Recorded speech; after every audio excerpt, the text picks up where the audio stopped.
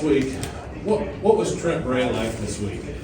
Not only was Coach Bray on edge, I think we all were. We left a bad taste in our mouth after last week. It's not the turnout we want. That's not the defense we play. I think this week was the best week of practice we had. Coach Bray was on us, but more so we were on ourselves. We took accountability for the loss. That was on us, and we fired back this week. What did you see on that when you stopped him down there by the goal line and got the interception? What happened on that fourth down play? Well, previously with the other quarterback, he had scrambled the same way, same thing, got rolled that way, but I didn't break on the ball. So this time when he rolled, I just play recognition. I just knew what was going on. And credit to the D-line. I'll give a shout out to the D-line. Great game. Without them, truly, I didn't make a lot of plays today because they were already stopping in the backfield. So shout out to our D-line. How tough was it catching that interception with obviously kind of the club on your hand? Honestly, how difficult was it? Honestly, I just threw my hands out there and I kind of trapped it with my hands. It's kind of just a prayer, but I think I was in a good spot. Confident in my hands for it. How much of a momentum swing do you think there was? Obviously, it was still very much a low-scoring game at that one, I believe. The offense took that ball, that turnover all the way down, were able to score. How much do you think that impacted the game tonight? That was a big one because that drive previously I missed 2 tackles, so that was on me. So I was thinking in my head I got to make a play, especially with the PI on Coop. That was good coverage, questionable call, but with that play that got in the goal line, I knew I needed to make a play, and I thought that was big for our team. Did you guys feel like you needed to make a statement, especially after last weekend, what obviously Washington State's offense was able to do, against you guys last weekend? Absolutely. Like I said earlier, this week was a big one for us in terms of responding and not reacting.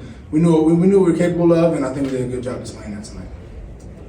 Washington State obviously being sort of that outlier, but how does it feel as a defense as a whole, knowing that, when the offense isn't going, they can rely on you guys to, win you guys that game? We take a lot of accountability with that. That was a great Utah team. They got a very good defense, as you can see with the low scoring game. But we never try to blame nobody. We know that it's not easy to score in this conference, and we got a lot of good defenders. So we just try to do our jobs every drive we go out there.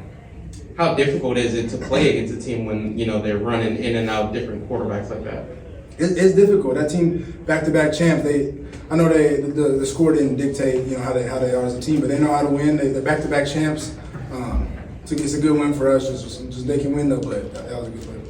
Anytime you get a big win on your home field, obviously the fans going on a little bit too early, but anytime they get the opportunity to rush the field, how does it feel for the team as a whole? It's just a good feeling overall. Just really joyful as a team. Feel really proud of my guys for just responding from last week, like I said. But it's just a good victory, man. Shout out my team.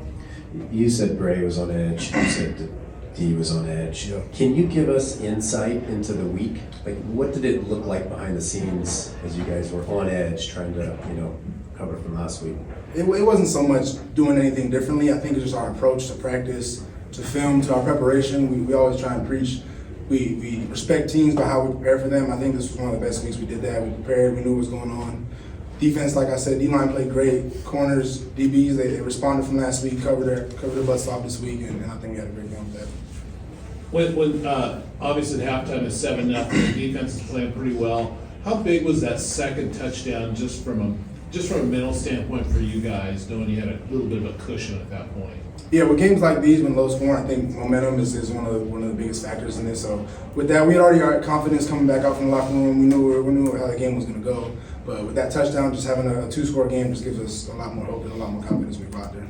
I know you talked about how challenging it was a little bit to kind of prepare for multiple quarterbacks. Did it feel any different at all, obviously with Cam Rising not being back there and dealing with Nick Johnson and I don't know who the other quarterback is that went in, but did it feel different? Was it easier? Was it more difficult? What was it like for you guys?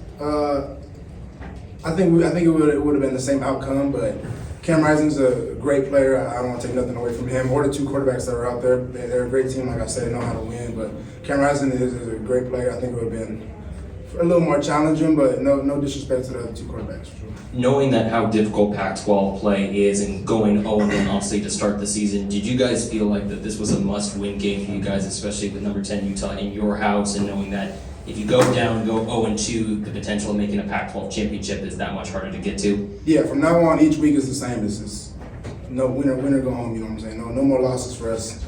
We gave up one, which was on us. Take full accountability for that one. But from here on out, every game is win or go home. Easton, obviously, perception of a team can swing pretty dramatically in loss week to week, but in terms of what you guys believe you can achieve this season, that's the team that has won the conference the last 2 years. What does this do for the belief that you guys have about where this season can ultimately lead?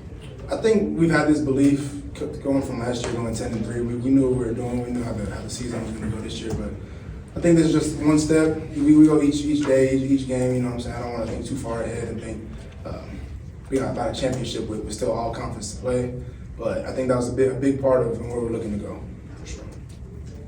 You guys obviously came in favored. I'm sure you guys don't pay much attention to the ranking. That's obviously a top 10 team, but did you guys ever even feel like underdogs heading into this matchup? No, not at all. And even through playing, at least on the defensive side of the ball, we came with a different confidence this game. We knew it from last week, just the preparation and the mindset we had going into this, and not only from this game but carrying on throughout the rest of the season. It's gonna be hard to beat, especially at home. Okay, last question. So first game with all the students back and both sides of Reason Bend. Talk a little bit about the crowd energy. It was great, truly both ways, because not only is the offense not hearing nothing, but we also out there trying to hand signal things. You can't hear a thing out there, but when the offense can't hear nothing, I think it's better for us, and it just gives us more pressure on them, trying to get the play ran and things like that. But yeah, shout out Beaver Nation. Thanks, Easton.